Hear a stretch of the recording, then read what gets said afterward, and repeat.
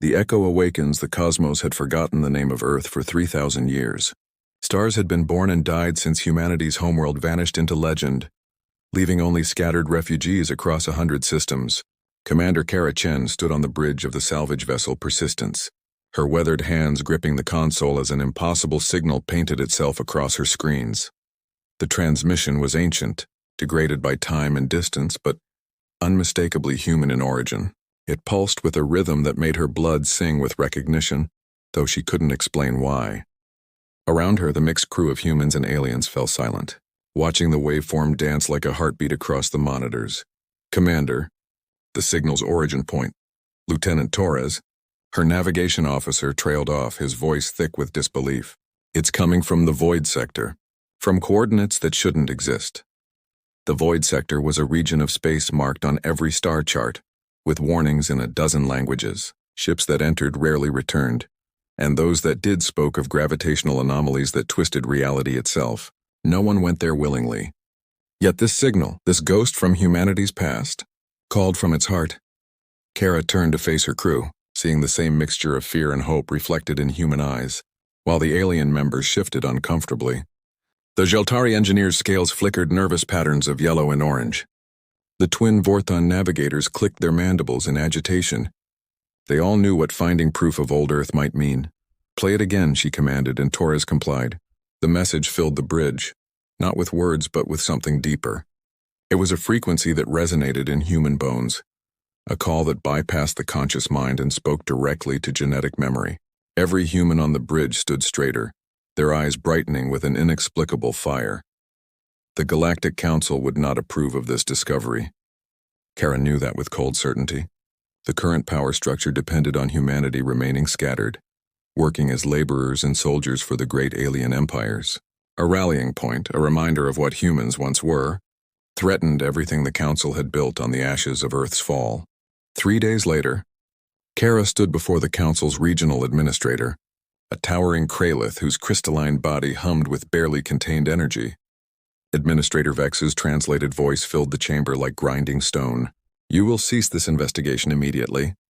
Commander Chen, the signal is a natural phenomenon, nothing more. With respect, Administrator, our analysis clearly shows your analysis is flawed, Vex interrupted, his form pulsing with aggressive red light. Humanity's obsession with finding remnants of their dead world borders on pathological. You will return to your assigned salvage routes. Kara bowed her head in apparent submission, but her mind was already working. That night, she gathered her most trusted human crew members in the Persistence's sealed cargo bay. The group was small but determined. Torres, Chief Engineer Nakamura, Security Officer Singh, and Medical Officer Okonkwo. Each had felt the call of the signal in their bones. They're scared, Singh stated bluntly, her scarred hands clenched into fists. The Council, the major species, all of them. That signal represents something they thought they'd destroyed forever. Nakamura nodded, pulling up holographic displays of their ship's modifications. I can mask our signature, make us appear to be a derelict drifting into the Void Sector. By the time they realize we're gone, we'll be too deep for their patrols to follow. The decision was made without formal vote or discussion. Every human in that room felt the pull of the signal like a chain around their heart, drawing them toward something momentous. They would risk everything to answer it. The Persistence slipped away from the station during a shift change, its transponder disabled, its course set for coordinates that existed in no official database. As they entered the Void Sector, space itself seemed to thicken around them. Stars became distant and cold, their light struggling to penetrate the strange darkness that wasn't quite empty space. For 5 days they traveled deeper, following the signal as it grew stronger. The alien crew members who had chosen to remain aboard grew increasingly agitated. The Jeltari engineer had to be sedated after a panic attack, while the Vorthons huddled together in their quarters, refusing to stand watch. Then they found it. The structure emerged from the void like a mountain rising from black ocean depths. It was massive, a station or ship that dwarfed their vessel 1,000 times over. Its architecture was unmistakably human, but evolved beyond current technology. Geometric patterns that pleased the human eye while suggesting impossible mathematics, hull plating that seemed to absorb light while simultaneously glowing with inner fire. My God, Torres whispered, and no one corrected his use of the ancient expression, "It's beautiful." As they approached, docking arms extended from the structure like welcoming hands. The persistence was drawn in gently, systems interfacing with technology that should have been incompatible, but somehow recognized them as kin. The airlock sealed with a soft hiss, and environmental readings showed breathable atmosphere beyond. Kara led the expedition team herself, Singh and 4 other security officers flanking her with weapons drawn but lowered. The corridor beyond the airlock was pristine, as if it had been waiting for them. Lights activated at their approach, revealing walls covered in symbols that evolved from recognizable human languages into something more complex, more elegant. They followed the main corridor for what felt like hours but was only minutes according to their chronometers. Time moved strangely here, stretching and compressing like breath. Finally, they reached a vast chamber at the station's heart, and what they found there stopped them cold. A holographic projection dominated the center of the room, showing Earth as it once was. Blue oceans, green continents, white clouds swirling in perfect patterns. But as they watched, the image changed. Earth burned. Not from without, but from within, its death orchestrated by those humanity had trusted. The revelation hit like a physical blow, sending several team members to their knees. The projection shifted, showing human ships fleeing the dying world, pursued by Alliance vessels that picked them off one by one. It showed the survivors scattered, their technology stripped away, their children raised to forget their heritage. It showed the deliberate, systematic erasure of humanity's true history from galactic records. But then the image changed again. Hidden stations like this one, scattered throughout space in places no one would look. Seed vaults of human knowledge and technology, waiting for the right moment, waiting for someone to answer the call. A figure materialized from the projection, tall and bearing features that seemed to be an average of all human ethnicities. When it spoke, the voice resonated with the same frequency as the signal that had brought them here. "Welcome home, children of Earth. You have heard the call of your blood, and answered. The time of hiding is over. The time of remembering has begun." The truth unveiled. The holographic figure stood motionless for a moment, its eyes seeming to look through Kara and her team into something beyond.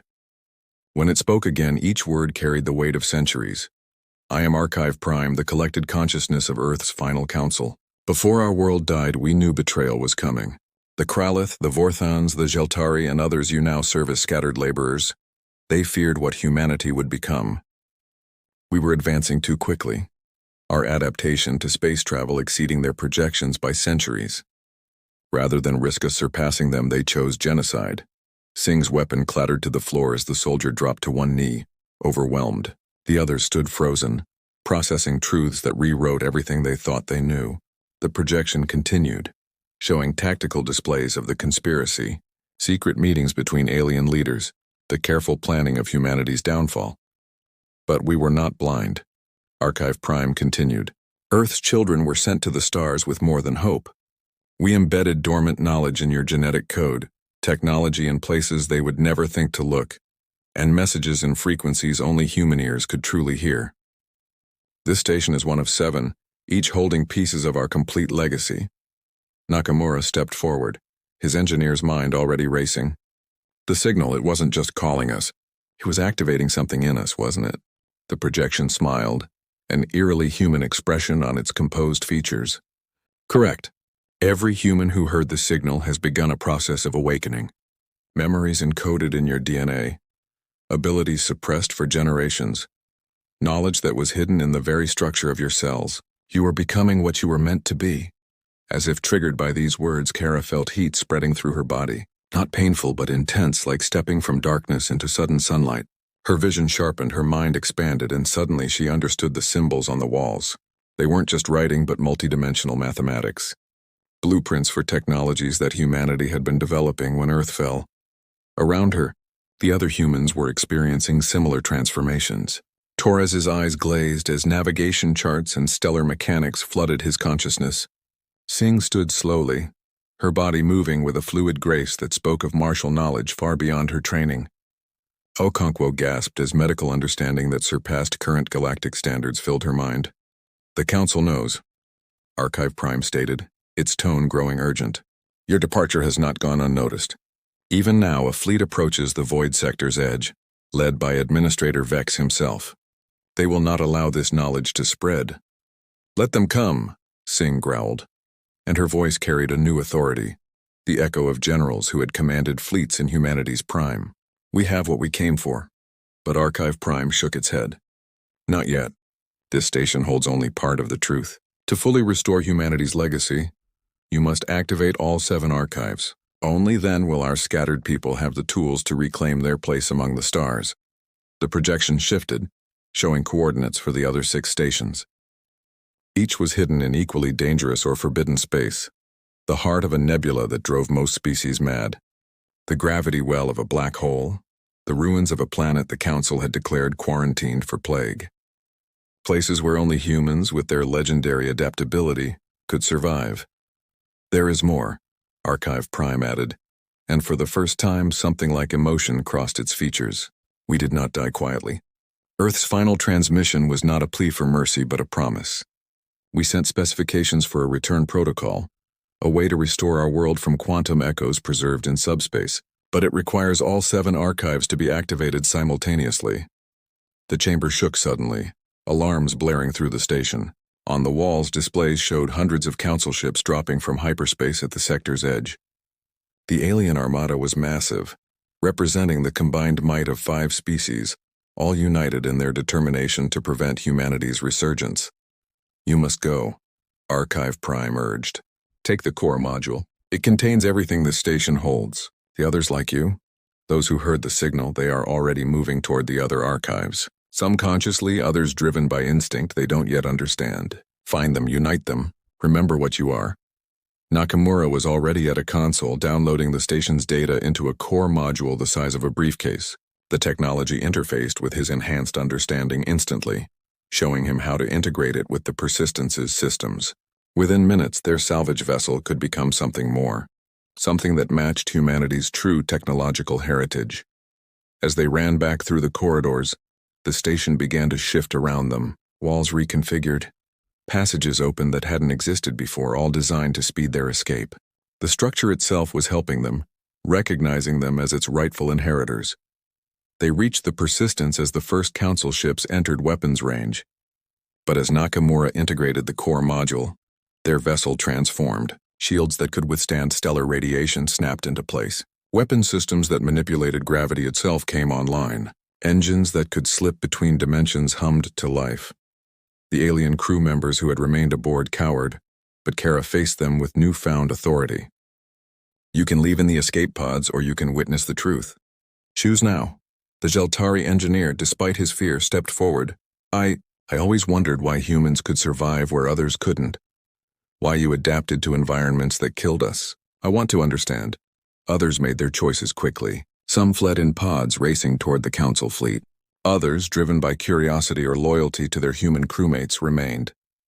As the Persistence engaged its new systems and slipped through dimensions the Council ships couldn't follow, these aliens became the first non-human witnesses to humanity's true nature.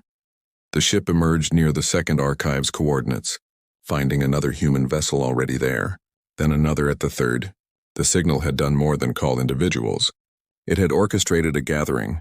Ships arrived from across the galaxy, some carrying only 1 or 2 humans who had commandeered or bargained for transport, others bringing entire communities who had hidden in the outer colonies. Within days, all 7 archives were activated. The knowledge flowed between them, creating a network of understanding that reached every human who had heard the signal. Miners on distant asteroids suddenly understood how to build ships that could traverse galaxies. Children in refugee camps began drawing equations that solved problems the Council's best scientists couldn't comprehend. Soldiers in alien armies remembered tactics from wars fought before the Council existed. But the greatest revelation came when the 7 archives synchronized. Archive Prime appeared on every human ship, every stolen display screen, every communication device that humans could access. Its message was simple but profound. Children of Earth, you are not refugees. You are not laborers. You are not the broken remnants of a dead world. You are humanity. And you have always been more than they feared. Today we begin the return. The return protocol activated, and across space the quantum echoes of Earth began to coalesce, not in its original location, but in the heart of the void sector, protected by anomalies that only humans could navigate safely. The planet reformed slowly, its oceans and continents exactly as they had been, but enhanced with the knowledge gained from 3,000 years of suffering and survival.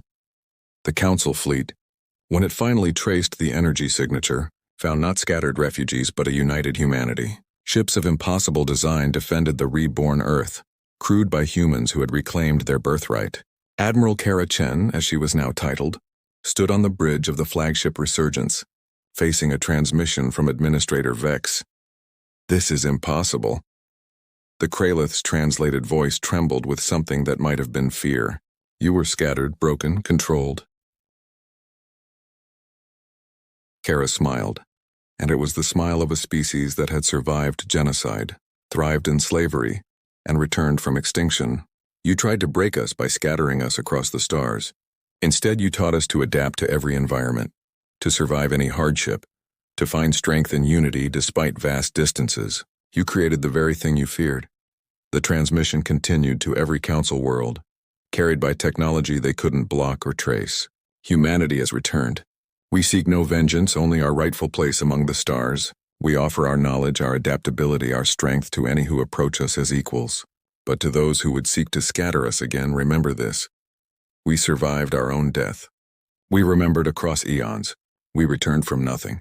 And now the galaxy will remember why it feared us, not for our weapons, but for our will." The Council fleet withdrew without firing a shot. Within months, delegations arrived at New Earth, as humanity had named their reborn world. Some came offering alliance, others seeking trade, all recognizing that the balance of power had shifted forever. The 7 archives continued to pulse their signal, no longer a call to scattered refugees, but a beacon of hope. Across the galaxy, humans stood taller, spoke louder, demanded more. They were no longer the forgotten children of a dead world, but the returned inheritors of a legacy that spanned stars, and in the quantum echoes that had restored Earth, in the genetic memories that had awakened, in the signal that continued to spread, one truth echoed above all others. Humanity had not just survived. It had transcended. The galaxy had taken notice, and this time, humanity would not be forgotten.